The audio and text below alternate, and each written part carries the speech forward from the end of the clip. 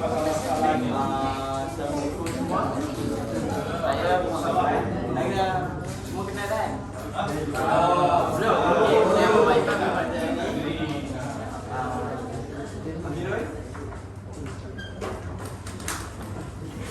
Saya Muhammad Imam Mustaqim bin Muhammad Nazri.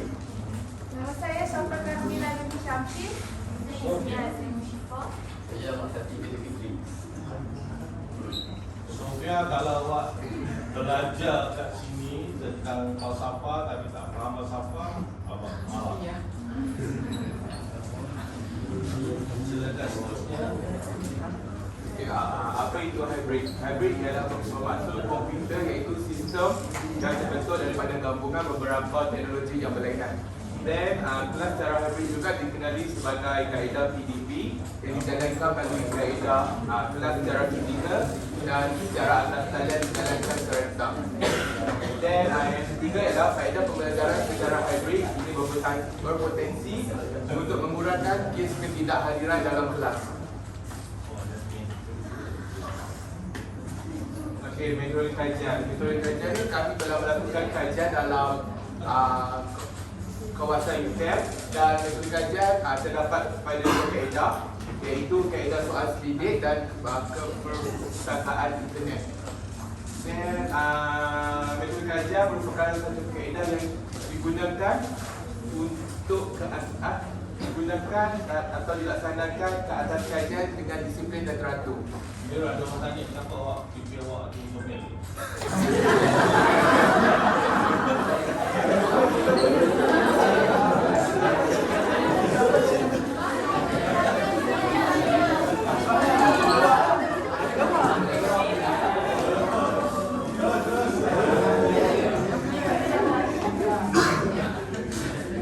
Objektif kajian yang pertama untuk mengenal pasti. Sofia, okey.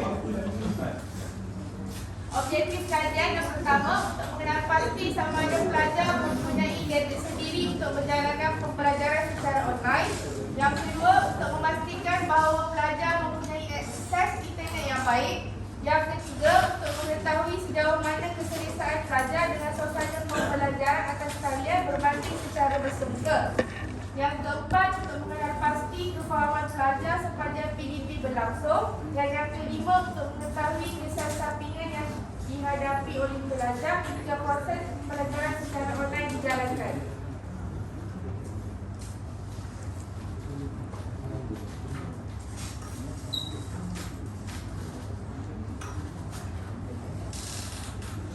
Antara kebaikan belajar secara online ini dapat menjimatkan wang kerana pembelajaran atas talian membolehkan pelajar menjimatkan wang. Mereka hanya perlu duduk di rumah dan boleh makan makanan di rumah yang telah dimasak oleh ibu bapa mereka. Oh, macam tu. Ya. Kalau duduk sini kena makan dekat kafe, so kena keluar duit lebih lah. Oh. Okey, lepas tu duduk rumah pun buka laptop, lepas tu dia boleh join kelas untuk menjalankan pembelajaran secara atas talian. Seterusnya dapat Tapi selalu wajah dia tak nampak. ya. Nanti yang masuk dalam kelas kalau dekat online kan, dia tutup. Tidur lah. Breakfast. Itu masalah dia. Yang seterusnya dapat mengatur jadual dengan lebih teratur. Pengajar selalunya akan memberitahu masa dan tarikh untuk setiap kelas yang akan dilakukan. Dengan adanya jadual kelas daripada pengajar, pelajar dapat mengatur jadual mereka dengan lebih mudah. So, lecturer akan membekalkan pelajar dengan jadual belajar yang lebih praktikal lah untuk pelajar praktiskan. Jadi mereka tak perlu buat satu jadual belajar yang mungkin akan mengganggu proses pembelajaran mereka. So yang seterusnya adalah fleksibel dari segi masa dan tempat. Jika pelajar belajar secara online, pelajar dapat mengatur masa belajar mereka. Pengaturan dari segi masa dan tempat adalah sangat fleksibel jika pelajar belajar secara online.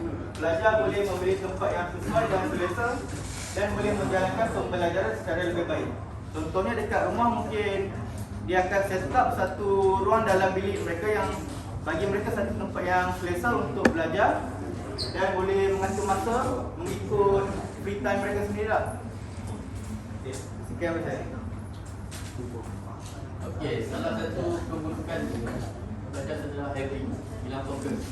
Kebanyakan pembelajaran setelah asyik kalian ini bebas tanpa guru. Jadi belajar kita mudah hilang fokus. Ya, kontrol internet. Jika dapat dihasilkan pembelajaran setelah asyik kalian ini akan memakan kontrol internet yang sangat banyak. Belajar terpaksa berkorban dari segi wang dan masa supaya pembelajaran dapat dijalankan tanpa gangguan capaian internet. Lagi sekali, sukar dipahami. Mereka suka belajar, lebih suka belajar secara contoh kerana mereka dapat memahami pembelajaran secara lebih jelas dan mudah. Pembelajaran secara atas jalan akan melambatkan pemahaman suatu subjek. Lebih-lebih lagi jika pengajar tidak memberi penjelasan dengan baik dan terperinci.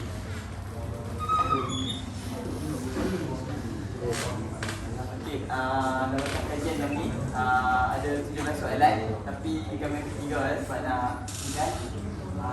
First, adakah pelajar merasa tidak selesa sekiranya persekitaran pengajaran secara hybrid anda bising? Maksudnya kalau dekat rumah kan, ada family lain bising yang selalu duduk kat kampung bunyi ayam, bunyi so 41.3% sangat bersetuju mereka tak suka persekitaran yang bising. 31.3% bersetuju kita suka persekitaran bising. 16.7 tu dia tengah-tengah. Bising okey tak bising okey? Tak kisah Dia tak kisah. Yang balance tu dalam 10% tu dia tak setuju. Saya dia okey kalau bising.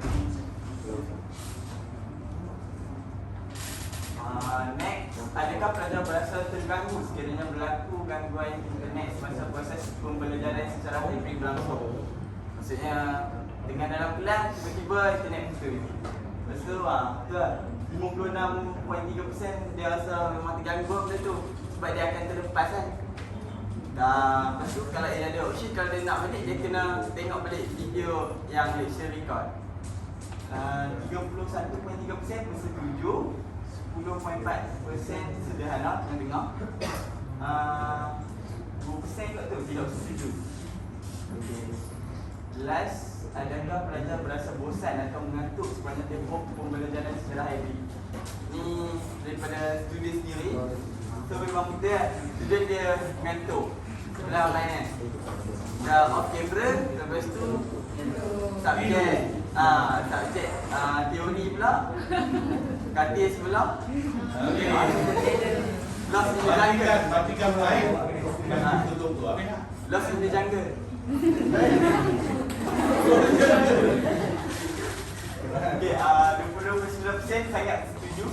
Dia mengantuk, bosan. Lepas tu 33.3% setuju, 31.3% tu dia tengah-tengah. Mungkin dia boleh fokus, tak boleh fokus macam tu lah. Tidak setuju dengan sangat setuju tu dalam beberapa persen saya ingat. Okay, tu. Next. Jadi cadangan dengan langkah menambahkan mengatasi masalah belajar secara online. Yang pertama, persediaan tempat belajar. Dalam menghasilkan cara belajar yang lebih efisien atas kalian, kita harus menyediakan tempat belajar yang kondusif. Kita perlu memilih tempat belajar yang selamat dan tidak mudah diganggu. Okey, contohnya kalau nak kelas tu beritahu mak siap-siap nak kelas tu dia tak ada kaji. Masak Ismi masak angkat kurang. Okey, next kita perlu memilih tempat pastikan tempat belajar tidak selalu di atas katil atau bilik yang gelap kerana ia boleh membuatkan kita berasa ngantuk dan tertidur. Okey, next kontak internet percuma kepada pelajar ataupun SIM internet percuma. Okey, pihak universiti berikan kontak internet ataupun SIM internet percuma kepada para pelajar untuk mengingatkan beban mereka meluangkan kos yang banyak untuk membeli internet. Yang ketiga, membuat kumpulan belajar bersama rakan-rakan. Okey, seperti yang kita ketahui, belajar secara atas talian agak sukar untuk difahami dan ada pelajar yang malu untuk bertanya.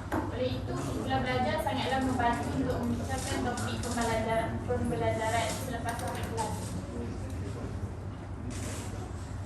Okay, next, rehat secukupnya.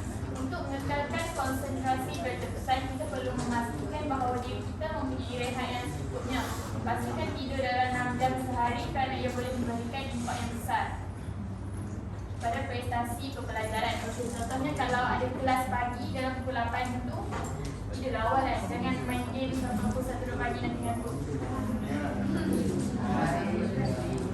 Okay, yang kelima, motivasi. Sebagai pelajar, motivasi merupakan elemen yang sangat penting sebab supaya mental dan fizikal kita sentiasa bersemangat dan bertenaga. Hal ini penting kerana ianya dapat memastikan diri kita sentiasa komited dalam menyiapkan tugas. Selain itu juga kita juga perlu mempunyai rakan-rakan yang supportive lah. Kalau kau yang toksik macam kalau mana kita rendah, maka dia tinggi dibandingkan kan. Lepas tu dia macam mengata, so tu membuatkan kita tak ada semangat lah.